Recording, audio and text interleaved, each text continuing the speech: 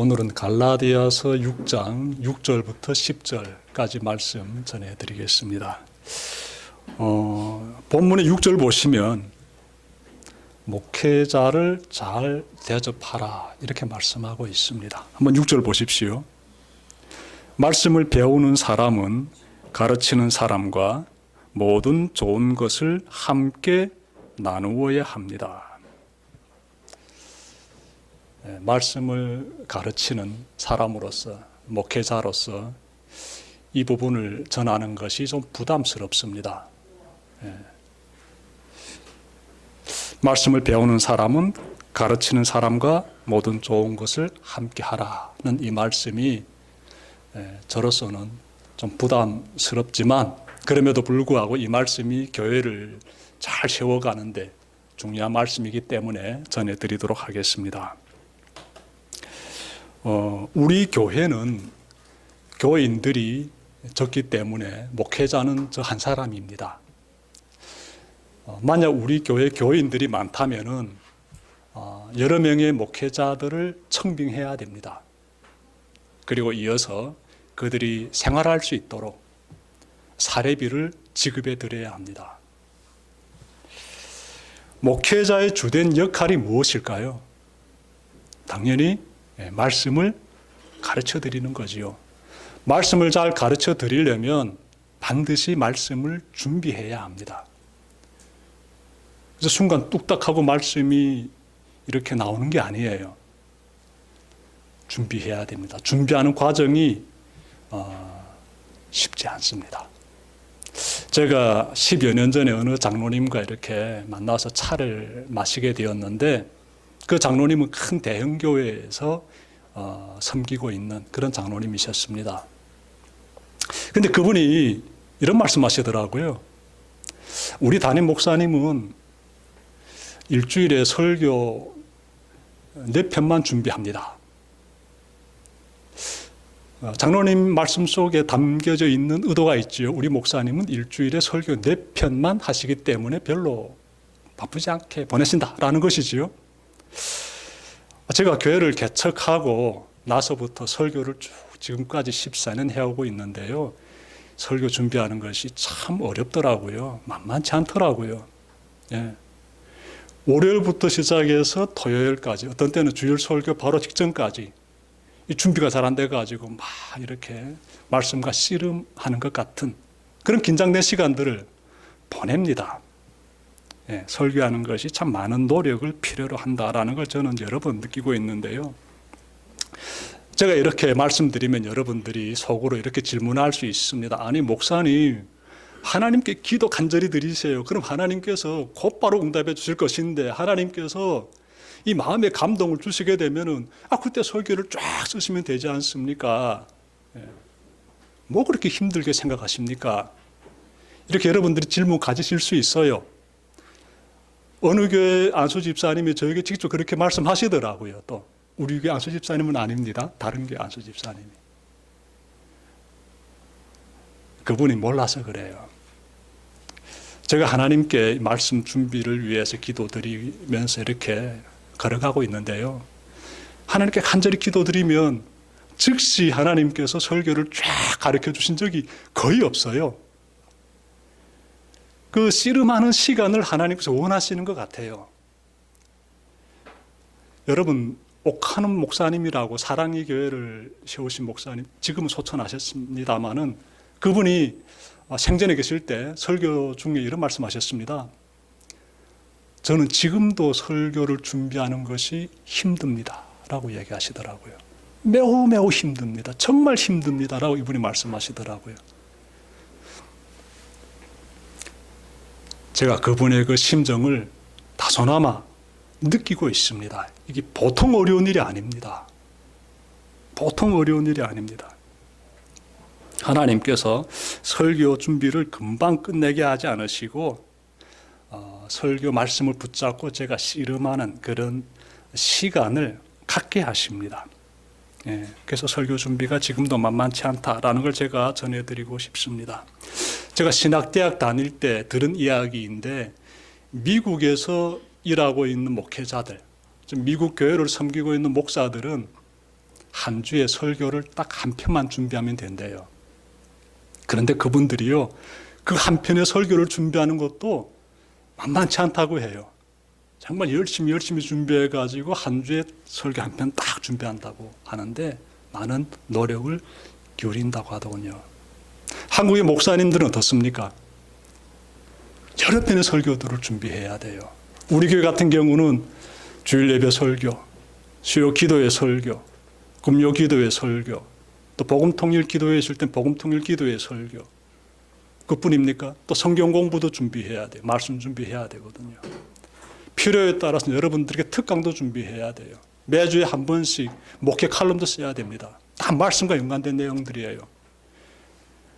작은 교회 안에서도 제가 경험하고 있는 것은 이건 만만치 않은 일이에요. 예. 하지만 지금까지 하나님께서 그래도 힘을 주셔가지고 이렇게 일을 하고 있습니다. 왜냐하면 목사는 그 일을 해야 되기 때문에 하고 있습니다. 늘 감사한 게 있어요. 무엇일까요? 예. 하나님께서 제가 일을 잘 감당할 수 있도록 먹여주시더라고요. 생활할 수 있도록 채워주시더라고요. 하늘에 날아다니는 그 새들을 먹이시고 들에 피어 있는 그 꽃들을 입히시는 그 하나님이라는 그 성경의 말씀이 저에게 너무너무 깊이 다가옵니다. 제가 14년째 지금 이 길을 가고 있지 않습니까? 여러분들 알고 계시지 않습니까? 우리 목사님 사례비 받고 있다는 거. 이 공동체에서 저에게 사례비를 주고 있습니다. 기적이지요. 감사하고요. 그래서 저는 최선을 다해야만 합니다. 앞으로도 제가 할 수 있는 모든 노력을 다해가지고 이 말씀 준비의 사역을 잘 하려고 합니다.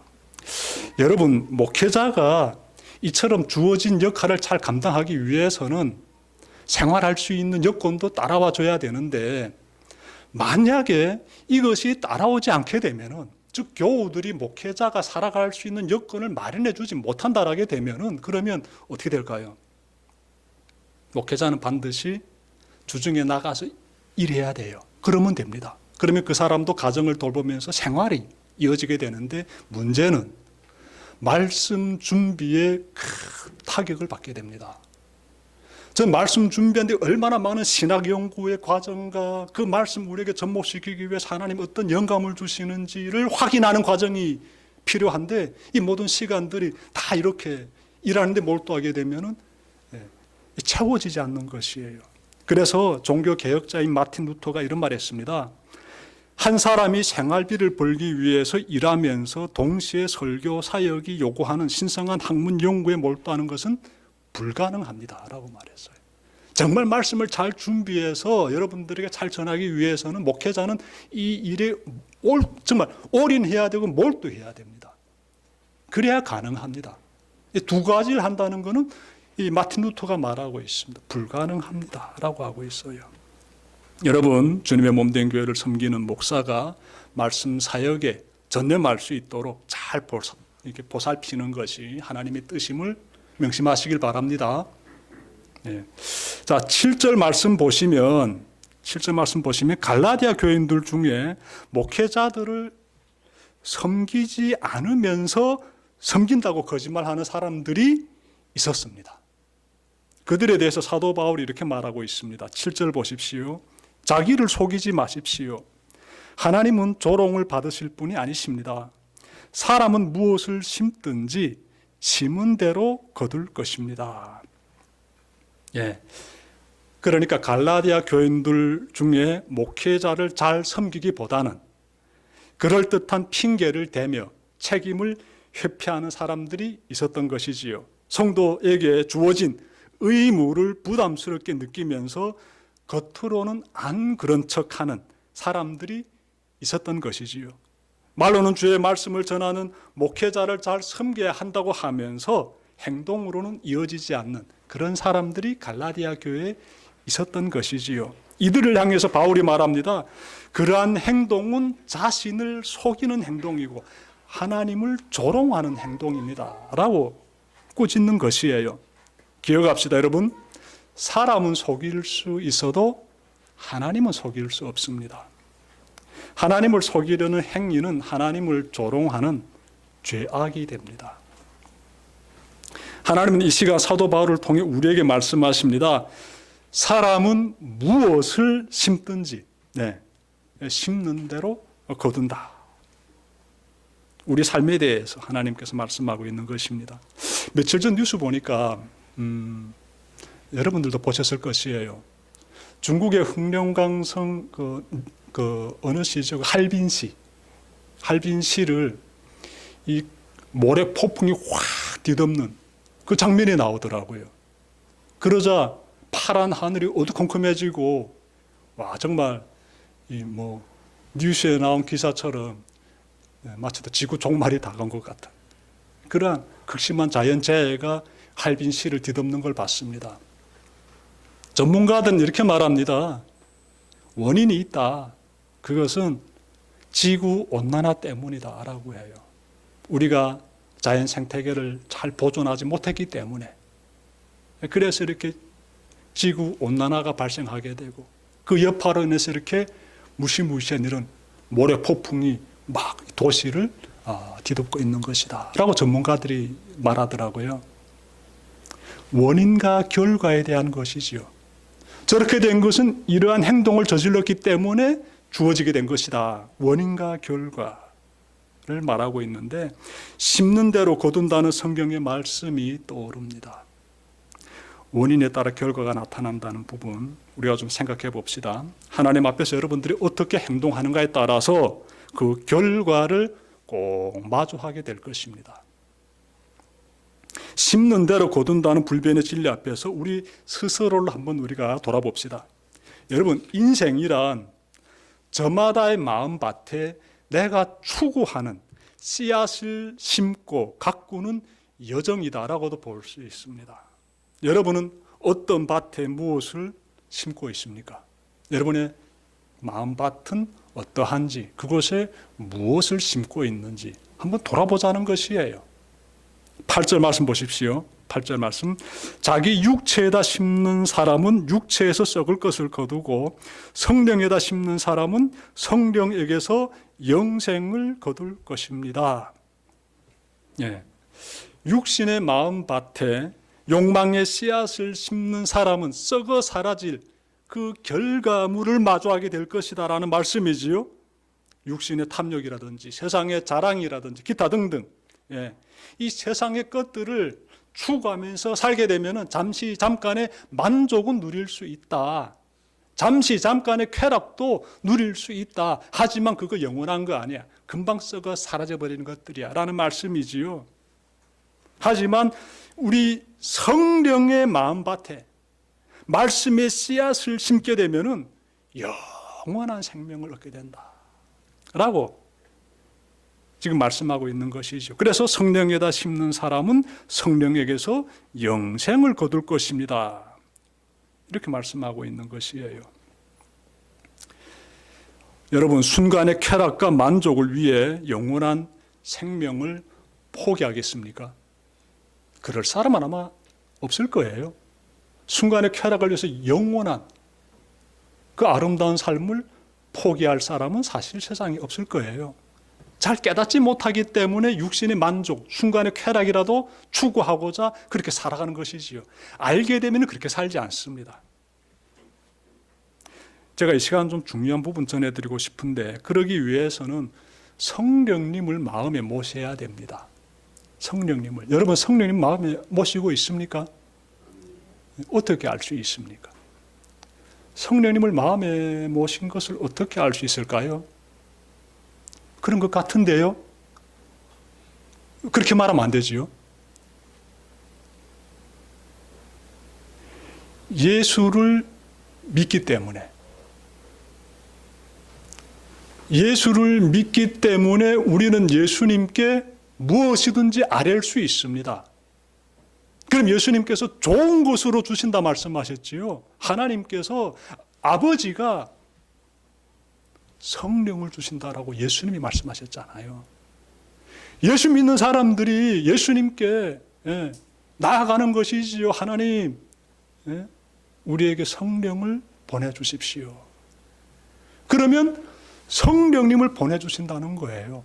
예수 믿는 사람이 아뢰일 때, 구할 때 성령님이 우리 가운데 임하신다는 것이에요.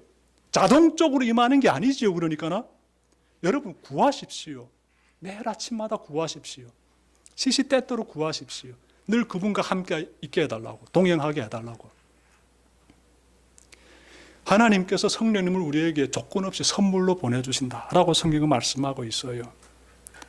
성령님을 모신 사람들은 자신의 삶을 그분께 맡겨드립니다. 성령님의 이끄심대로 내가 살겠습니다라고 고백해요.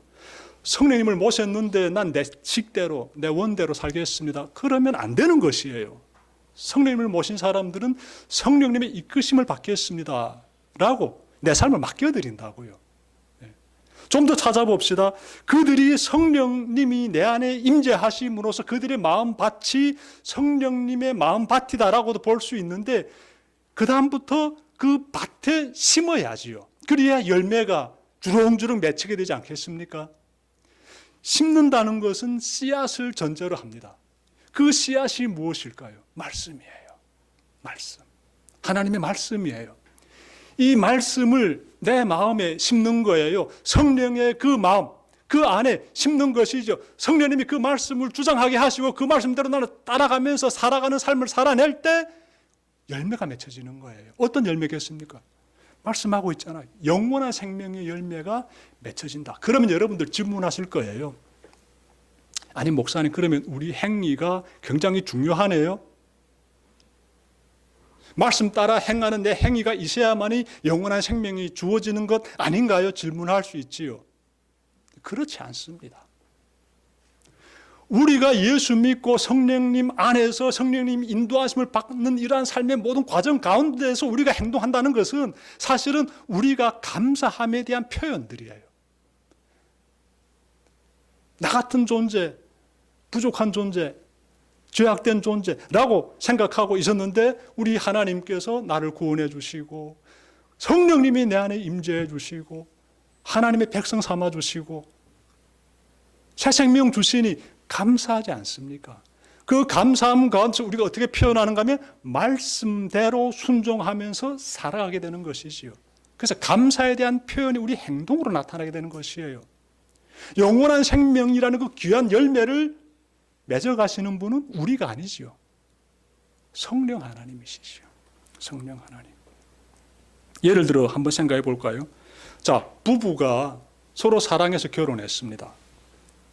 남편이 밖에 나가 열심히 일하고 돌아가지고 딱 보니까 아내가 이렇게 주방에서 설거지하는 거예요. 그럼 남편이 어떻게 합니까? 내가 좀 도와주겠다고. 자, 남편이 설거지해요. 그 다음 보니까 집안 또 좀 아이들이 이렇게 막 어지럽혀 놨어요. 그러면 남편이 또 청소기 돌리면서 또 청소도 해요. 아내가 뭔가 힘들어 할세라 남편이 자기도 하루 종일 나가 일하고 들어와서 지치고 힘들지만 그럼에도 불구하고 도와줘요. 그럼 그 남편이 그렇게 도와줘야만이 부부 사이의 그 결혼이라는 것이 성립이 됩니까, 여러분들? 아니잖아요. 그런 조건이 없어요. 이미 사랑하는 사람들이고 이미 부부가 된 사람들이에요. 그들이 살아가는 삶의 자리 가운데서 이러한 행위들로서 서로를 위해서 이렇게 섬기는 모습들이 나타나는 것은 사랑하기 때문에 하는 따라오는 행동들이지요. 이미 사랑이라는 귀한 결과물이 있는 것이죠. 그 안에서 각자가 자기 역할을 서로를 위해서 하는 것이지요. 이런 행동들이 신앙인의 삶에서 꼭 나타나야 된다는 것이에요. 잘 기억합시다. 여러분의 마음이 성령의 밭이 되고 그 밭에 하나님 말씀에 그 씨앗을 심으려면 우리가 두 가지를 좀 기억해야 됩니다. 먼저 하나님의 말씀이 선포되는 곳을 굉장히 사모해야 됩니다. 말씀이 들려와야 되지 않습니까? 그러니 여러분들 주일 예배 자리 가운데 나와서 오늘도 이렇게 말씀을 들으면서 내 마음이 성령의 밭이 되고 그 가운데 오늘 선포되는 말씀의 씨앗들을 또 심는 거예요. 이런 과정들이 너무나 중요합니다. 수요 기도의 자리 잘 참석하십시오. 말씀이 선포되는 자리지 않습니까? 금요 기도의 자리 잘 참석해야 됩니다. 말씀이 굉장히 많이 선포되고 있으면 저는 말씀 준비하면서 은혜 받아요. 예? 복음 통일 기도도 마찬가지고요. 성경 공부도 마찬가지고요. 여러분들이 말씀 가운데 들어가기 위해서 꼭 노력하시길 바랍니다. 꼭 노력하시길 바랍니다. 그러면요, 삶이 변화돼요. 성령님께서 그 말씀의 씨앗을 붙잡고 걸어간 여러분들에게 은혜의 복을 내려주십니다. 은혜의 복을. 그걸 꼭 경험하시길 바라요. 그래야 믿음이 풍성하게 자라는 것입니다. 둘째로, 말씀대로 살아가야 합니다. 말씀은 열심히 듣는데 행위가 따라가지 않는다. 심각합니다. 아주 심각합니다. 하나님은 사랑이시지요. 그래서 이 사랑의 행동이 말씀을 따라 사는 사람들에게서 나타나게 되지요. 그걸 가리켜서 뭐라고 합니까? 선한 행동이라고 하지요. 선한 행동. 선한 행동하며 살고 있습니까? 선한 행동. 선한 행동을 가리켜서 사랑의 행동이라고도 표현할 수 있습니다. 아름다운 것이지요. 남에게 유익을 주는 행동들이에요.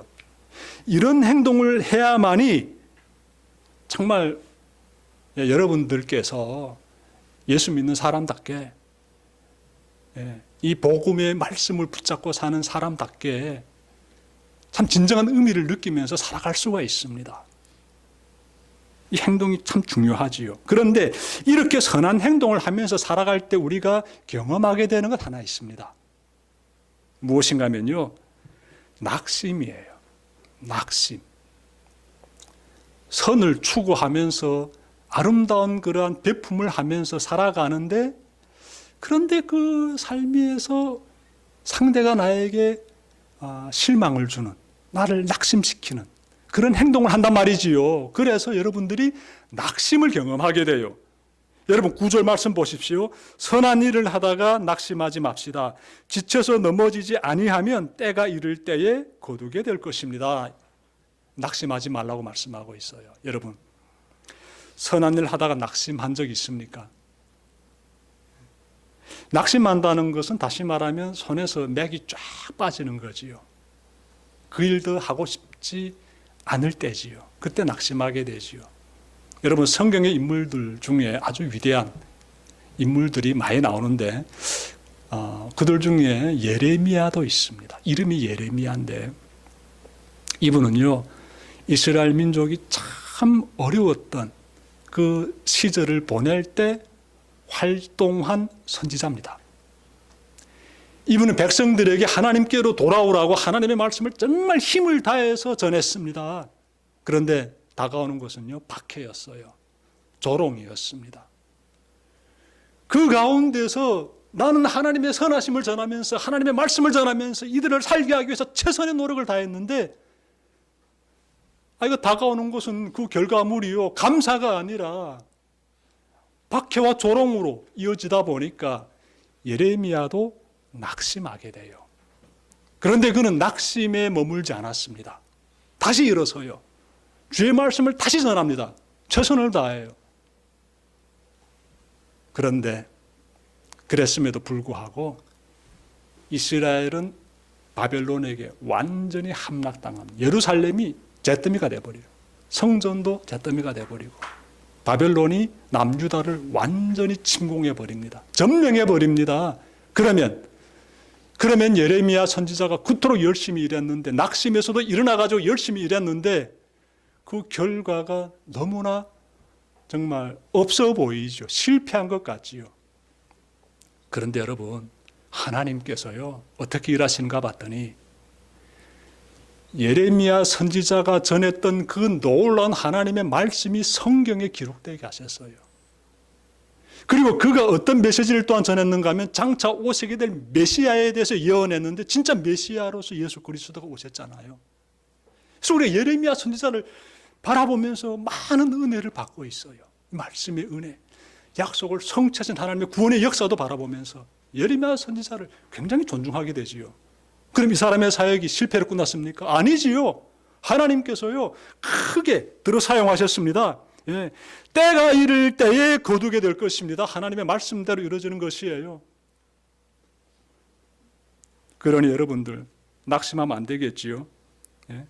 선을 베풀었는데, 호의를 베풀었는데, 유익을 주기 위해서 힘을 다했는데 이 사람이 고마움을 모르고 나를 서운케 한다면은 낙심할 수밖에 없어요. 이제부터 선한 일 하지 말아야 되겠다. 이런 마음 품을 수도 있지요. 여러분, 예레미야처럼 더 힘을 내가지고 결과는 하나님이 맺고 계시기 때문에 더 힘을 내가지고 열심히 내 힘자라는 것 섬기시길 바랍니다. 여러분, 시편 126편 5절에서요, 눈물로 씨를 뿌리는 자는 기쁨으로 얻게 된다고 말씀하고 있습니다. 기쁨으로 무엇을 얻겠습니까? 결과물을 얻게 되는 것이에요. 눈물로 여러분들이 누군가를 위해서 선한 섬김을 베풀 때 우리 하나님께서 다 바라보시고 다 지켜보시고 하나님이 정말 너무나 아름답고 귀한 그런 열매를 꼭 맺어 가십니다. 꼭 기억하시고 여러분들이 선한 이 길에서 물러서지 마시길 바랍니다. 끝으로 찾아볼 말씀이 10절 말씀인데요. 10절 보십시오. 그러므로 기회가 있을 동안에 모든 사람에게 선을 합시다. 특히 믿음의 식구들에게는 더욱 그렇게 합시다. 네. 모든 사람에게 선한 일을 하자라는 이 귀한 말씀 바라볼 때 그 앞에 보니까 어떤 단어가 있습니까? 기회라는 단어가 딱 나오지요. 기회가 있을 때라고 말씀하고 있습니다. 인생이란요, 너무나 짧지요. 제가 펄펄 날아다닐 때 한국에 왔거든요. 30대 초반에. 세상 무서운 게 없었습니다. 근데 지금 제 머리 염색 안 하면 하얗습니다. 완전히 하얗지는 않지만 굉장히 많이 하얘요. 어쩌게 염색했습니다. 그랬더니만 갑자기 사람이 젊어 보여요. 하지만 저는 알지요. 예전의 내가 아니라는 거. 30대의 제가 아닙니다. 30대는 정말 무서운 게 없었어요. 하나님의 말씀 보니까 기회가 있다라는 거예요. 기회가 있다. 기회가 있다. 굉장히 중요한 말씀이에요. 기회가 있다. 섬길 수 있는 기회, 선한 일을 행할 수 있는 기회가 있다는 거예요. 이 기회는 순간, 일정한, 정해진 시간을 말합니다. 긴 시간을 말하고 있지 않지요. 인생의 시간 가운데서 섬길 수 있는 순간들이 있다는 것이죠. 여러분들께서 지금 건강해요. 우리 집사님도 굉장히 건강하지 않습니까? 찬양 인도도 은혜롭게 하시고 열심히 가정을 위해서 일도 하시고 교회를 위해서도 열심히 일하시고 여러분 섬길 수 있는 기회가 있다는 거예요. 좀 지나게 되면은 내 건강이 허락되지 않습니다. 좀 지나게 되면은 내 수입이 완전히 줄어져 버려가지고 얼마 안 되고 지갑이 얇아져 버립니다. 그러면 섬기고 싶어도 못 섬기게 되고 누군가의 섬김을 받게 됩니다. 여러분들이 섬길 수 있을 때 섬기십시오. 그것이 굉장히 지혜롭게 살아가는 방법이에요. 금방 지나갑니다. 내 건강이 허락될 때, 그래도 내 땀의 수고가 지갑에 채워져 있을 때, 그때 선한 일을 하시고 어려운 사람께도 도와주시고 선한 행동에 그러한 여러분들의 삶들이 꼭 이어지길 바랍니다. 조금 지나면요 금방입니다. 그러고 싶어도 못합니다. 자, 그리고 이어지는 말씀 보니까 대상이 나와요. 선한 일을 우리가 해야 될 그 대상들이 있지요. 말씀 보니까 첫째로 그들은요 모든 사람들입니다. 대한민국 사람들만 섬겨야지 이거 아니에요. 보니까 모든 사람에게 선한 일을 합시다 이렇게 말씀하고 있습니다. 그러므로 다른 민족, 다른 나라 사람들에게도 여러분들이 힘자라는 것 선한 일을 할 수 있기를 바랍니다. 제 코가 석자인데요. 전능하신 하나님께 기도드리십시오. 내 살아있는 동안에 힘을 다해가지고 어려운 가운데 있는 사람들 섬길 수 있는 그런 삶을 살게 해달라고 기도드리십시오. 그럼 하나님께서 길을 열어주십니다. 저는 개척에서 그런 경험을 했댔어요. 여러분들 놀라지 마십시오. 주일 헌금이 4,000원일 때가 있었습니다. 개척해서 그때는 주일 헌금이 10,000원이면 많이 들어왔을 때예요. 저도 그때 헌금 1,000원밖에 못했습니다. 청년들은 한 20명 가까이 앉아있는데 헌금하는 게 그 정도로 힘든 거예요. 근데 그때 제가 계속 강단에서 부르짖으면서 기도드렸습니다. 우리가 나가서 어려운 사람들 섬기게 해달라고. 그때 하나님께서 길을 열어주시는데 우리가 동남아에 찾아가서 그 어린 사람들을, 그 어린 아이들을 위해서 프로그램 만들어가지고 아이들을 섬기는 일들을 하게 되었어요. 우리 하나님이 그런 일에 우리를 들어 사용하시더라고요. 그러니 기도드리면 되는 것이에요. 자, 두 번째로 섬겨야 될 대상들이 나오는데 10절 하반절 보십시오. 특히 믿음의 식구들에게는 더욱 그렇게 합시다. 무슨 내용입니까? 교회 안에 있는 식구들부터 잘 챙기라라는 거예요. 교회 안에 있는 사람들 가운데서 어려운 사람들 혹시나 있지는 않는지 잘 살피라는 거예요. 그래서 어려워하는 사람이 있게 되면 어떻게? 반드시 도와줘야 된다는 것입니다. 그래서 같이 살아야 돼요. 같이 주님의 일을 감당해야 됩니다. 우리 교회 꼭 그렇게 갑시다. 물론 지금까지 그렇게 걸어왔습니다. 앞으로도 그렇게 가야 됩니다. 힘자라는 것 최선을 다해가지고 우리 함께 이 세월을 잘 이겨내면서 하나님 원하시는 기쁜 일을 하면서 그렇게 살아갑시다.